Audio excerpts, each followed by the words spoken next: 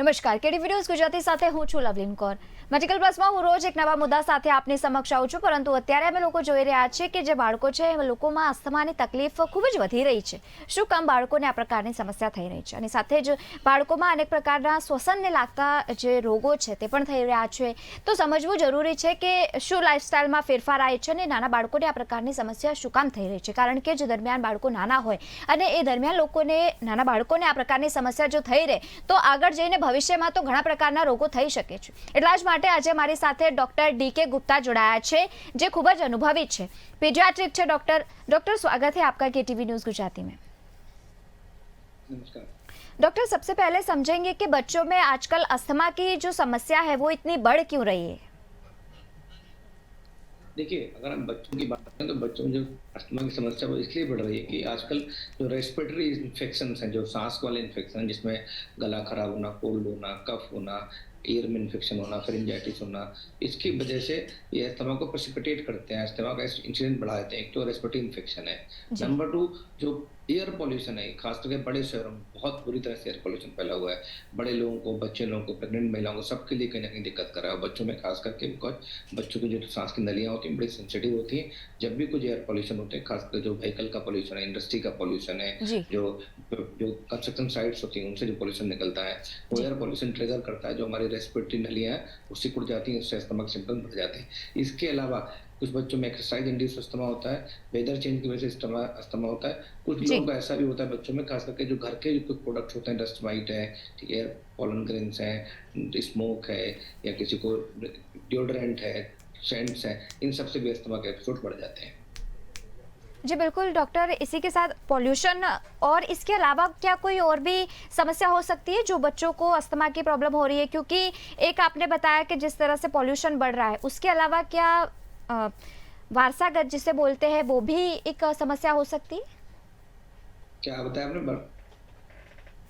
I mean to से जब कि भी वेदर एक चेंज जी होता है, जी हाँ जी, जब भी मेजर वेदर चेंज प्रॉब्लम होता जो है है। सर्दी से हाँ जी हाँ, जैसे एलर्जी है, डस्ट माइट से है, पेट डेंडर से, पॉलन से है, मोल्ड से है, कुछ लोगों की फिजिकल एक्टिविटीज से, मौसम चेंज होने पे, ठंडी हवा, शीतलहर चलने से, बारिश होने की वजह से, तो जब भी वेदर वायरल इन्फेक्शन जैसे कॉमन कोल्ड्स है, तो ये मोस्ट कॉमन कॉज है। इसके अलावा एयर पॉल्यूशन ये बहुत कॉमन कॉज है। टोबैको है, स्मोक है, जी जो पैसिव स्मोकिंग है, मतलब बहुत सारे बच्चे ऐसे होते हैं जिनके घर में चूल्हा जल रहा है या घर के लोग स्मोक कर रहे हैं, उसकी वजह से उनको धुआं जाता है, वो उनको कहीं ना कहीं पॉल्यूशन की तरह काम करता है, और वो जी जो अस्थमा का एपिसोड को प्रेसिपिटेट करता है। बिल्कुल। तो इसी के साथ इसके लक्षण क्या होते हैं अस्थमा के बच्चों में, और बच्चों के अलावा जो बड़े लोग होते हैं उनमें क्या लक्षण अलग प्रकार के देखे जाते हैं या फिर सेम होते हैं। देखिए, लक्षण नॉर्मली सेम जैसे ही होते हैं, बहुत जी डिफरेंस नहीं, बट बच्चों में अगर बात करें, किसी बच्चे को रिकरेंट सांस लेने में तकलीफ हो रही है, चेस्ट इन्फेक्शन बार बार हो रहे हैं, जी ब्रीदिंग डिफिकल्टी हो रही है, सांस की गति तेज चल रही है, या थोड़ा बहुत चलने फिरने पे उसकी सांस फूल जाती है, या थोड़ा एक्सर्शन करने पे सांस फूल जाती है, हाँ जी बोलता है, जब सांस फूलती है तो कंप्लीट सेंटेंस नहीं बोल पाता है, ठीक है, रात के टाइम चेस्ट में टाइटनेस या हैवीनेस लगती है, जी रात में कफिंग बढ़ जाती है उसकी, व्हीजिंग, जो सांस लेने में सीटी बजती है जैसे बोलते हैं, इस तरह जो सांस लेते हैं तो जी व्हीजिंग जैसी समस्या हो सकती है उसकी वजह से, जो सिम्टम्स आते हैं। और कफिंग बहुत कॉमन है, खासकर जो नाइट कफ है बच्चों में बहुत कॉमन है। तो एक एपिसोड पर नॉर्मली इसको अस्थमा नहीं बोलते जब तक कि रिकरेंट अस्थमा के एपिसोड्स जी नहीं हो रहे हैं, कि साल में 2-3 बार इस तरह के एपिसोड्स हो रहे हैं, तब हम उसको डायग्नोस करते हैं, उसके बाद लेवल करते हैं कि हाँ ये अस्थमा हो सकता है, अस्थमा है। बिल्कुल। डॉक्टर, किस किस तरह के टेस्ट करवा सकते हैं अस्थमा में। देखिए, नॉर्मली जो पहले टेस्ट कराते हैं वो तो हम जी देखते हैं कोई इन्फेक्शन तो नहीं है, निमोनिया तो नहीं है, तो उसके लिए हम लोग टेस्ट कराते हैं, जैसे एक्सरे है, उसका पीएफटी है, या कोई दूसरे टेस्ट, ब्लड टेस्ट जी है, इन्फेक्शन को चेक करने के लिए। लेकिन जब ऐसे टेस्ट निगेटिव आते हैं तब हम देखते हैं, पल्मोनरी फंक्शन टेस्ट करते हैं, जिसमें हम देखते हैं बच्चे की बैटरी कैपेसिटी कैसी है, उसका ऑब्स्ट्रक्शन कैसा है, एफईबी1, ऐसे बहुत सारे जो कुछ पैरामीटर्स होते हैं, इनको देखने के बाद पता लगता है हमें कि अस्थमा हो सकता है। और नॉर्मली जो डायग्नोसिस है वो क्लिनिकल डायग्नोसिस होती है, वह सिम्टम्स की बेस्ड होती है। जब हम छाती में जो स्टेथोस्कोप लगाते हैं, सुनते हैं, तो उसकी छाती में स्पेसिफिक सीटी बज रही होती है, जिसको हम व्हीजिंग बोलते हैं। तो wheezing is specific sign of asthma, तो उससे हमें पता लगता है। बिल्कुल। डॉक्टर, इसी के साथ में क्या ये जो अस्थमा की समस्या है वो लाइफ टाइम रहती है या फिर एक समय के बाद अस्थमा जो है वो पूरी तरह से ठीक हो सकता है। देखिए, नॉर्मली बच्चों में जैसे-जैसे एज बढ़ती है, खासकर जो अस्थमा के जी। इंसिडेंट बच्चों में देखे जा रहे हैं बड़े शहर में 2 से 3 साल के एज ग्रुप में शुरू होते हैं। 10, 12, 15 साल तक जब तक बच्चा होता है तब तक वो खत्म हो जाता है अस्थमा। जैसे बच्चा बड़ा होता है उसका लंग्स भी ग्रो करने लगते हैं और जी। जब सांस में तकलीफ हो धीरे-धीरे कम होने लगती है, जब लंग डेवलप होते हैं तो हल्का-फुल्का अगर एलर्जी हो रही है या छाती की जो नलियाँ हैं वो सिकुड़ रही हैं, जी। उससे सांस में तकलीफ नहीं होती। तो डेवलपमेंट खैर नॉर्मली खत्म होता है। कुछ बच्चों में लॉन्ग टर्म परसिस्ट कर सकता है, एडल्ट्स में जो रहता है जी। उसके लिए आपको लाइफ लॉन्ग कंट्रोल करना पड़ता है। वो मतलब दवाइयाँ लेके इसमें इनहेलर है, नेबुलाइजेशन है, एंटी एलर्जिक ड्रग्स हैं, जी। ठीक है? तो ब्रोंकोडायलेटर्स हैं, ऐसे ड्रग्स आती दवाई आती है जिनको लेने के बाद आप अस्थमा को कंट्रोल कर सकते हैं। इसके अतिरिक्त एक बात बहुत इंपॉर्टेंट है, जी। बच्चों में भी बड़ों में। बहुत सारे जो हमने बताया जैसे बहुत जी। सारे इन्फेक्शन जो है खास करके वायरल इन्फेक्शन जो है हाँ अस्थमा जी। को प्रेसिपिटेट करते हैं। तो बच्चों को वैक्सीन ज़रूर लगवाना चाहिए, जैसे निमोनिया का वैक्सीन जी। आता है, स्ट्रेप्टोकोकल निमोनिया का वैक्सीन आता है, इसके अलावा इन्फ्लुएंजा का वैक्सीन आता है, जी। एचआईवी ह्यूमन इन्फ्लुएंजा है, उसका वैक्सीन आता है, फ्लू का शॉट आता है, कोविड का वैक्सीन आ गया है। तो जितने रेस्पिरेटरी इन्फेक्शन से रिलेटेड वैक्सीन है, वो जी। सारे वैक्सीन हमको लगवाने चाहिए। चिकन पॉक्स है, मीजल्स है, इससे क्या होगा बच्चे की उन बीमारियों से भी बचत होगी, प्लस इसकी वजह से अस्थमा का जो प्रेसिपिटेट होने के चांसेस हैं, वो बहुत कम हो जाएँगे। बिल्कुल। डॉक्टर हम देखते हैं कि एक इन्हेलर होता है जो इंस्टेंटली लिया जाता है और उससे राहत भी होती है। वो इन्हेलर किस तरह से काम करता है बॉडी में? देखिए, अस्थमा जैसे मैंने बताया कि सांस की नलियों की बीमारी मतलब जब भी कोई एलर्जी होती है तो हमारी सांस की नली सिकुड़ जाती है। तो जब भी हम सांस लेते हैं तो सांस अंदर जा नहीं पाती है, उसकी वजह से ऑब्स्ट्रक्शन होता है और सांस में तकलीफ होने लगती है, मतलब सांस फूलने लगता है या सीटी बजने लगती जी। है। तो उसमें अगर ऐसी कोई दवाई दें जिससे वो सांस की नली खुल जाए और सांस अंदर चली जाए ऑक्सीजन, तो वो तुरंत उसको रिलीफ मिल जाएगा। जितने भी जो नेबुलाइजर हैं या जो इनहेलर हैं, इनके अंदर ब्रोंकोडायलेटर्स होते हैं। मतलब जी। ब्रोंको मतलब लंग, डायलेट मतलब उसको फैला देना। हाँ तो जी। ऐसी दवाइयाँ होती हैं जिनको इन्हेल करने से जब हम इन्हेल करते हैं, जो अंदर की नलियाँ सिकुड़ गई थी, वो खुल जाती हैं। तो ऑक्सीजन का आदान-प्रदान वो अच्छे से होने लगता जी। है, तो उसकी वजह से तुरंत आराम मिल जाता है। बिल्कुल। तो डॉक्टर क्या पूरी उम्र इन्हेलर साथ में रखना पड़ता है अस्थमा के दर्दियों को? नहीं, जब तक आपका अस्थमा कंट्रोल नहीं होता है, पूरा हाँ ठीक जी। नहीं होता, तब तक आपको इमरजेंसी में अपना अस्थमा का जो इन्हेलर है, जैसे एस्पिरिन है, लिवोलिन है, ये तरह बिल्कुल साथ में रखना चाहिए। फिर आप मान लीजिए कभी दौड़ रहे हैं, भाग रहे हैं, कोई जी। सडनली किसी चीज़ से एलर्जी हो गई, उस समय सिम्पटम्स हो सकते हैं, लाइफ सेविंग हो सकता है। इसलिए अस्थमा का जो इन्हेलर जो बच्चे रेगुलर यूज़ करते हैं, इनको रेगुलर इन्हेलेशन चाहिए होता है, उनको साथ में रखना चाहिए। बिल्कुल। डॉक्टर ये जो अस्थमा की समस्या क्या ये आनुवंशिक रूप से होती है कि अगर माता-पिता को है तो क्या बच्चों को भी होगी, ऐसा कुछ है? नॉर्मली अनुवांशित नहीं होती है, बट जी। हाँ, देखा गया हेरिडिटरी कनेक्शन देखा गया, पर जी। अनुवांशिक पूरा जेनेटिक वो नहीं है, बट हाँ, डेफिनिटली अगर माता-पिता को है या आपके सिबलिंग्स को है, जी। तो चांसेस ज़्यादा होते हैं। ऐसे प्योरली मैक्सिमम टाइम देखा गया कि एनवायरमेंटल कंडीशन ज़्यादा इसको प्रेसिपिटेट करते हैं। अच्छा। जी, डॉक्टर इसके साथ ये जो अस्थमा की समस्या है, अगर इसको नज़रअंदाज किया जाए या समय पर इसका उपचार न किया जाए, तो ये किस स्वरूप में धारण कर मतलब किस स्वरूप तक पहुँच सकता है?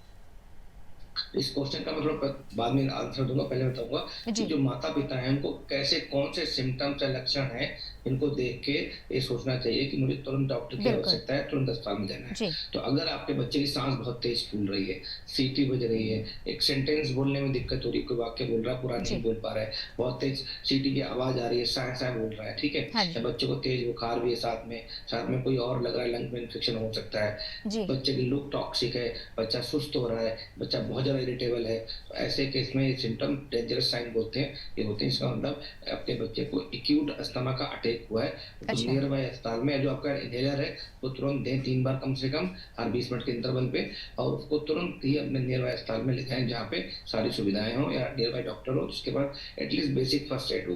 ये जी। बहुत इंपॉर्टेंट है। अगर सही समय पे कभी-कभी इलाज नहीं भी आता, हम लोग हाँ इग्नोर जी। कर देते हैं कि बच्चे को रिकरेंट इन्फेक्शन हो रहे हैं, जी। साथ-साथ सीटी बज रही है और उसको हम इग्नोर तो कभी-कभी क्या होता है वो नली जो है सिकुड़ जाती है, ज़्यादा जी। सिकुड़ जाती है, क्रिटिकल हो जाती है, तो सांस पूरा नहीं जा पाएगा। तो पूरा नहीं जा पाएगा तो रेस्पिरेटरी फेलियर की संभावना हो सकती है, मतलब जी। सांस का जो हमारा तंत्र है जिसको रेस्पिरेटरी सिस्टम बोलते हैं, में एक्यूट रेस्पिरेटरी फेलियर की संभावना बढ़ सकती है। तो कभी-कभी ऐसे केस में बच्चों को आईसीयू में भर्ती करना पड़ सकता है या अच्छा। और भी कॉम्प्लिकेशंस हो सकते हैं।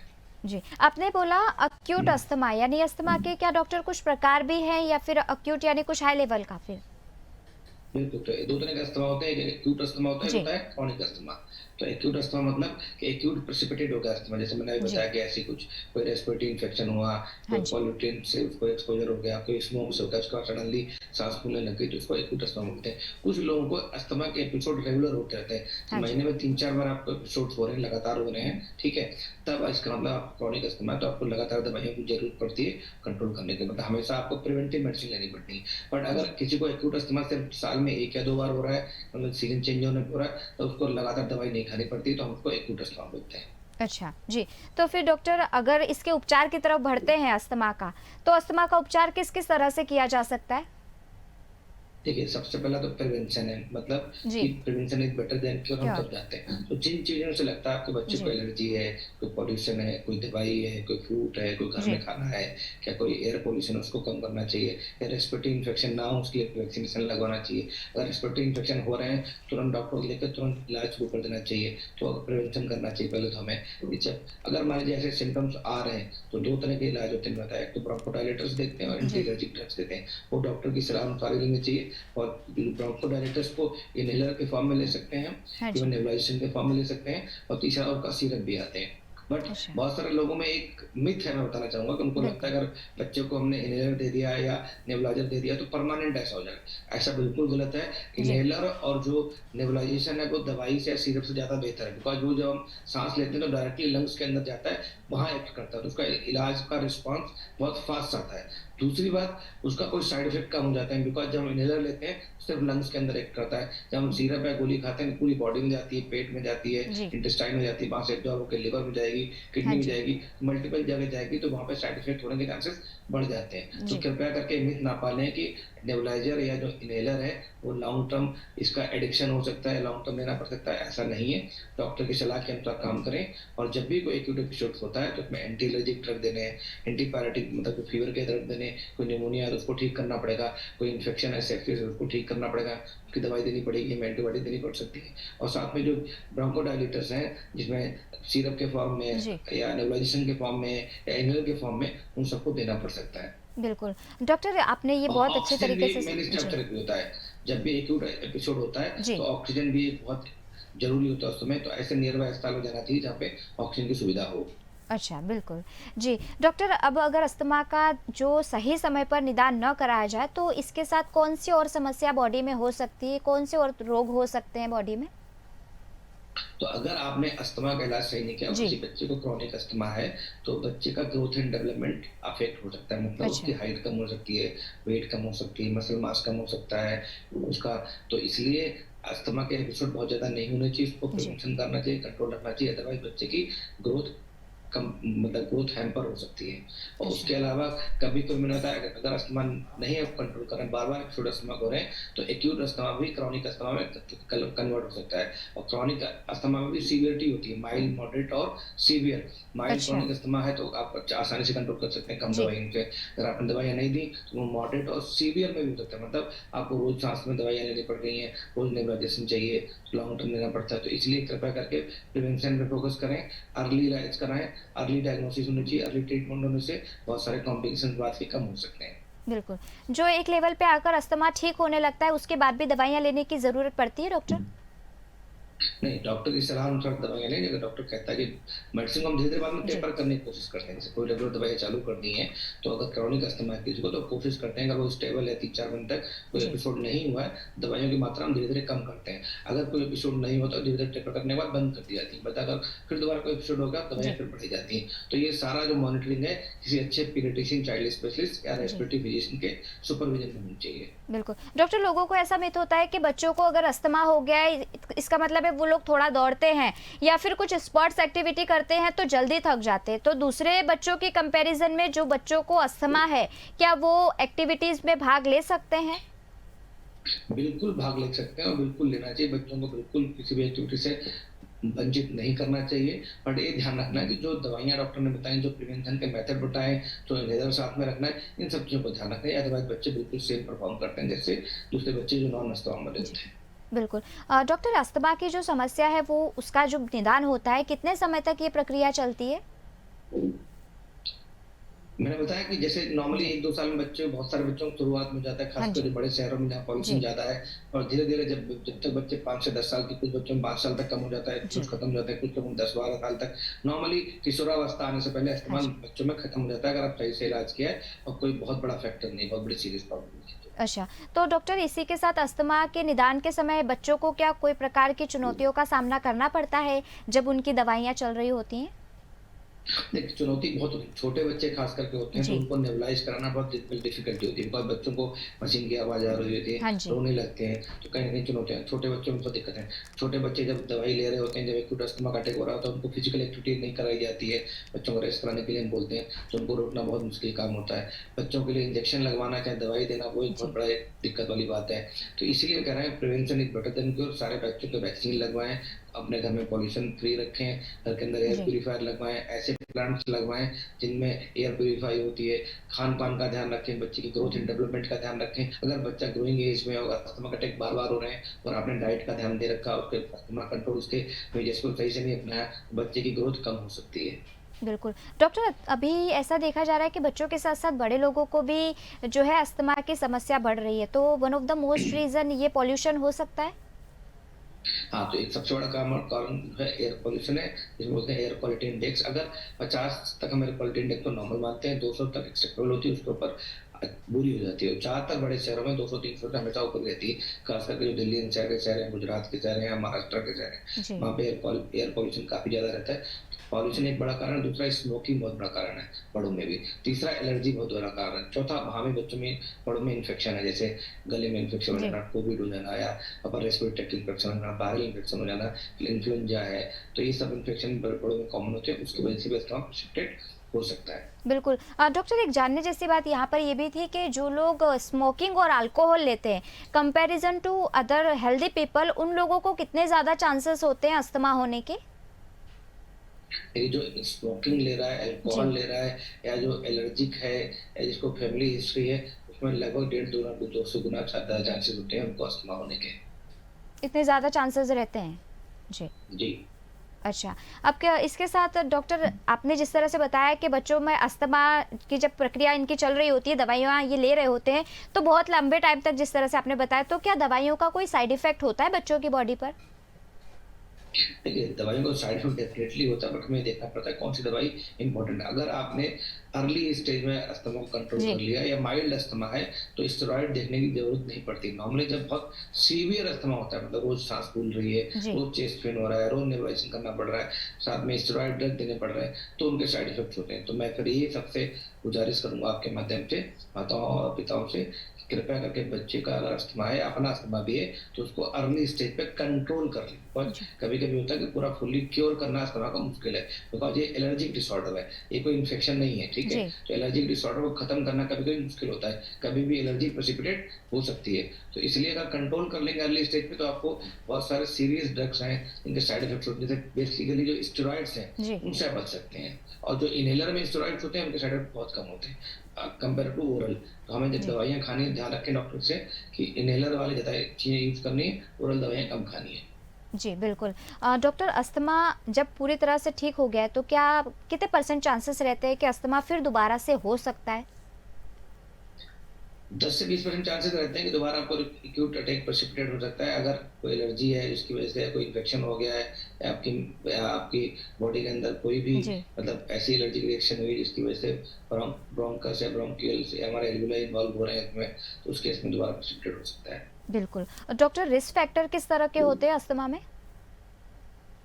रिस्क फैक्टर यही है कि एक तो ग्रोथ एंड डेवलपमेंट खराब हो सकता है, जी। बच्चे की हाइट खराब हो सकती है, ग्रोथ खराब हो सकती है, रेस्पिरेटरी इन्फेक्शन प्रेसिपिटेट हो सकते हैं, बच्चों के लिए छुट्टियां स्कूल में ज़्यादा होंगी, हाँ बच्चों को जी। नॉर्मली आउटडोर एक्टिविटीज कम हो सकती हैं, स्लीपिंग डिस्टर्बेंस हो सकते हैं, बाउट्स ऑफ कफिंग होता है, मतलब बहुत कफिंग होता है जिसमें दिक्कत हो सकती है, कभी-कभी डिलेड रिकवरी होती है, कभी-कभी क्रॉनिक अस्थमा में कन्वर्ट हो सकता है, बच्चों को फटीग होगा, नींद पूरी नहीं होगी, बच्चा एक्टिविटी जी। कम पार्टिसिपेट करेगा, फोकस कम करेगा पढ़ाई-लिखाई में, तो ये सब सिम्पटम्स आ सकते हैं। और जो फाइनल अगर कोई कॉम्प्लिकेशंस हो गए तो रेगुलर आपको स्टेरॉइड ऐसी दवाएं लेनी पड़ेंगी जो रिस्क जी। फैक्टर है, या रेगुलर आपको नेबुलाइजेशन लेना पड़ेगा।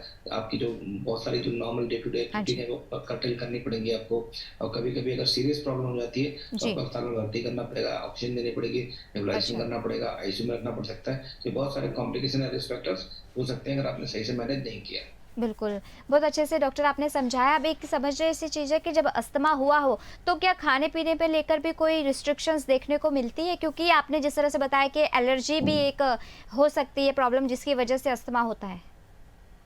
हाँ, बिल्कुल, अगर कोई नोन एलर्जी है, जी। मान लो मुझे पता है कि इस वाले डिओड्रेंट से मुझे अस्थमा का हाँ एक जी। एक्यूट हेडेक प्रेसिपिटेट हो रहा है, तो फिर जी। वो आपको यूज़ नहीं करना है। या आपको लगता है कोई ऐसा घर में कोई खाने का पदार्थ है, दही जी। है, संतरा है, आइसक्रीम है, या कोई और भी डिओड्रेंट है, या जी। अगरबत्ती है, धूप बत्ती है, या कोई पॉलन ग्रेन है, कोई प्लांट है, तो जो पता है कि मैं इससे अस्थमा की समस्या बढ़ती है, साथ में तकलीफ बढ़ती है, तो उन सब चीज़ों को हमें अवॉइड करना चाहिए। जी, बिल्कुल। डॉक्टर आपने खूब अच्छी तरीके से अस्थमा के बारे में समझाया, तो अब आप हमारे हमारे दर्शक मित्रों को किस तरह की सलाह देंगे? ख़ास करके बच्चों को अभी जिस तरह से ये समस्या हो रही है, तो उनको किस तरह का मैसेज देंगे उनके पेरेंट्स को? देखिए, अस्थमा हम सब द्वारा क्रिएट करी गई प्रॉब्लम है और जी। बेसिकली एनवायरमेंटल प्रॉब्लम है। तो अगर हम अपने वातावरण को स्वच्छ रखेंगे, तो हम इस समस्या का निदान कर सकते हैं। अगर आप पहाड़ में जाते हैं, केरला में जाते हैं, बीच साइड जाते हैं, वहाँ अस्थमा देखने को नहीं मिलता। जी। वहाँ का एयर पॉल्यूशन बिल्कुल ज़ीरो के बराबर है। जैसे ही आप बड़े शहरों में जाते हैं, जहाँ पे बड़ी-बड़ी इंडस्ट्रीज़ हैं, जहाँ पे बहुत सारा रोड ट्रांसपोर्ट चल रहा है, वहाँ पे carbon dioxide, carbon monoxide, nitrous oxide, air pollutes और बहुत सारे मिट्टी के कण जो हैं, वो जी। वातावरण में घूम रहे होते हैं। तो हाँ कहीं जी। न कहीं हम खुद अपने वातावरण को खराब कर रहे हैं। मैं सबसे बिल्कुल। विनम्र निवेदन करूँगा, अपना वातावरण स्वच्छ रखें और सफाई का पालन करेंगे। Prevention is better than cure. Vaccine लगवाएँ, अगर आपको रिकरेंट रेस्पिरेटरी ट्रैक्ट इन्फेक्शन हो रहे हैं, तो अर्ली डायग्नोज करें, अर्ली ट्रीटमेंट लें, जिससे कॉम्प्लिकेशन ना हो। बिल्कुल डॉक्टर जी, आपने खूब अच्छे से सबको જ્ઞાન દિયા है। થેન્ક યુ ડૉક્ટર અમારી સાથ जुड़ने के लिए। थैंक यू તમે सो પણ मच। દર્શક મિત્રો જે રીતે જોયું કે અત્યારે કેસો ખૂબ જ વધી રહ્યા છે અસ્થમાના, લોકોને ખૂબ જ અસ્થમાની તકલીફ વધી રહી છે અને ખાસ કરીને બાળકોને તેને અનુલક્ષીને જ આજનો આ કાર્યક્રમ અમે લોકોએ કર્યો હતો, કારણ કે બાળકોમાં આ પ્રકારની સમસ્યા જોવા મળી રહી છે। એવું કહેવાય છે કે precaution is better than cure, એટલે કે પહેલાથી જ જો સાવધાની રાખીએ તો આ પ્રકારની સમસ્યા થાય જ નહીં। અને અત્યારે કોઈ મહત્વનો મુદ્દો છે તો એ છે કે પોલ્યુશન ખૂબ જ વધી રહ્યો છે, જે થકી આ પ્રકારની સમસ્યાઓ થઈ રહી છે। અમારો દરેક પ્રોગ્રામ આવે છે અને એટલો જ અમારો માત્ર ઉદ્દેશ્ય હોય છે કે તમે અવગત થાઓ, તમને આ વસ્તુ વિશે ખબર પડે, એટલે તમે એ પ્રોબ્લેમ જે ફેસ કરી રહ્યા છો તમે ચોક્કસપણે તમને એમનો સોલ્યુશન મળી જાય। તો મેડિકલ પ્લસમાં બસ હાલ આટલું જ। કાલે ફરી મળીશું એક નવા મુદ્દા સાથે। ત્યાં સુધી જોતા રહો કે ટીવી ન્યૂઝ ગુજરાતી।